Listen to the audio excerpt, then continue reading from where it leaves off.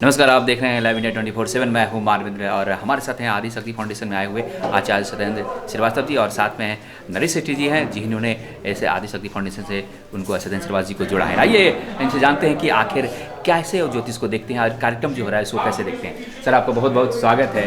Thank you very much. जिस प्रकार से मनीष खंडेलवाल जी कार्यक्रम करते हैं लगातार राष्ट्रीय ज्योतिष महोत्सव, क्या कुछ कहेंगे आप? बेसिकली मैं शुक्रिया अदा करना चाहूँगा मनीष जी का और उनके साथ में जितने भी टीम मेंबर हैं उनका। और मेरे एक अनुभव में एक चीज़ साफ आई है कि ज्योतिष का ज्ञान आप सीख नहीं सकते। ज्योतिष का जो ज्ञान है वो अनुभव कर सकते हैं जी। अगर ज्योतिष का ज्ञान अगर सीखना होता तो ज्योतिष में इतनी बुक्स आने के बाद ज्योतिष जो बनते हैं, ज्योतिषी बनते हैं, उनकी प्रेडिक्शन एकदम साफ होती, सटीक होती, फलित होती और अकाट होती। ज़्यादातर ज्योतिषियों की जो प्रेडिक्शन गलत क्यों मानी जाती है?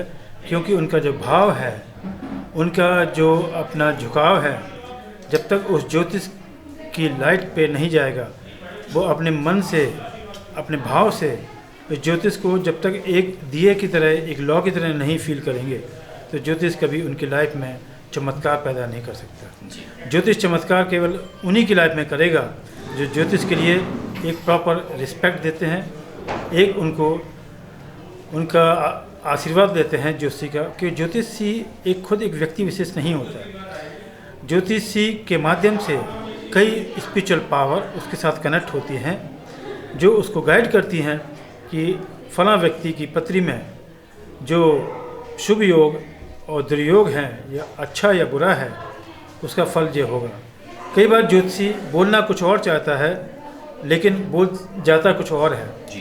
कई बार ये देखा गया है कि ज्योतिषी ने बोला कि भैया शास्त्रों के अनुसार, किताबों के अनुसार ये फलित होता है, लेकिन मैंने जो बोला है वो मुझे खुद पता नहीं वो कैसे बोल गया।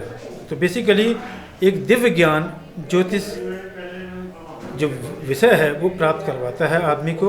अगर हम चाहें, चाहे वो मेडिकल साइंस हो, चाहे कोई भी साइंस हो, अगर ज्योतिष साइंस को हम सबसे ऊपर रखते हैं तो आपका जो डॉक्टर्स हैं उनको भी हेल्प मिलेगा। अब रिसेंटली एग्जाम्पल ले सकते हैं कि ज्योतिष एक मंत्रों का भी शाखा है। All India institute of medical research जिसे हम लोग एम्स बोलते हैं, एम्स ने गायत्री मंत्र पर रिसर्च की। लगभग 2008 से 2018 तक लगभग 10-12 साल रिसर्च की।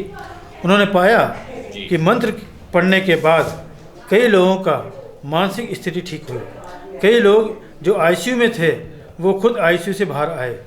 कई लोग जो मृत अवस्था में थे वो खुद मृत अवस्था से बाहर आए। वो मंत्रों की शक्ति से आए।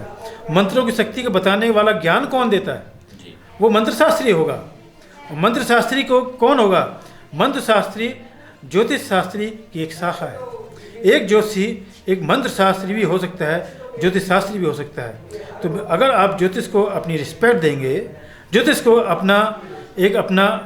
ज्योतिष को थोड़ा सा आप रिस्पेक्ट देके उनसे आशीर्वाद लेंगे तो उस माध्यम से, ज्योतिषी एक व्यक्ति विशेष है, उसके माध्यम से दिव्य शक्ति का चमत्कार आपके जीवन में अवश्य ही होगा। आप इसको महसूस करें, आप आजमाएं, महसूस करें। शर्त यही होगी कि आप पहले उस पर श्रद्धा और विश्वास रखें, क्योंकि श्रद्धा और विश्वास शिवलिंग को शिव बनाता है, पत्थर को ही ईश्वर बनाता है। जब हम पत्थर को पूछते हैं तो हम पत्थर को नहीं पूछते हैं, हम पत्थर के अंदर जो शक्ति है हम उसको पूछते हैं। और पत्थर तो केवल एक माध्यम है ना। पत्थर अगर एक माध्यम है तो अगर हम पत्थर को पूरी श्रद्धा से, पूरी भक्ति से पूजेंगे तो शिव को आना ही होगा, भगवती को आना ही होगा। जिस प्रकार से मनीष खंडेलवाल जी कार्यक्रम करते हैं, मनीष जी के बारे में क्या कहेंगे? मनीष जी का एक प्रयास बहुत अच्छा है। मैं चाहता हूँ मनीष जी फ्यूचर में भी इन प्रोग्राम को आगे बढ़ाएं।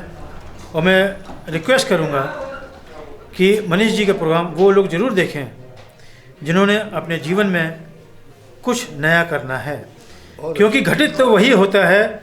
लोग बोलते हैं जो लिखा है वही घटित होगा। अगर जो लिखा है अगर वही घटित होना था तो अल्टीमेटली पर आदमी प्रयास क्यों करता है? तो गीता में बोला है कि आप कर्म करें, फल की इच्छा ना करें। तो उसमें जो बोला गया है कि अल्टीमेटली आपका जो कर्म है हो सकता है आपका भाग्य आपके कर्म के द्वारा भी बदला जा सके।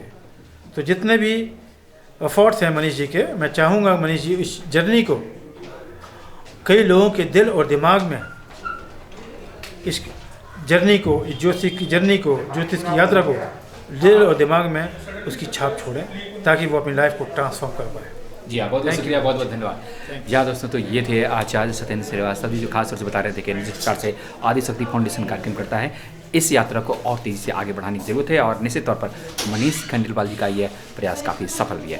कैमरा पर्सन राशि के साथ मानव, नमस्कार।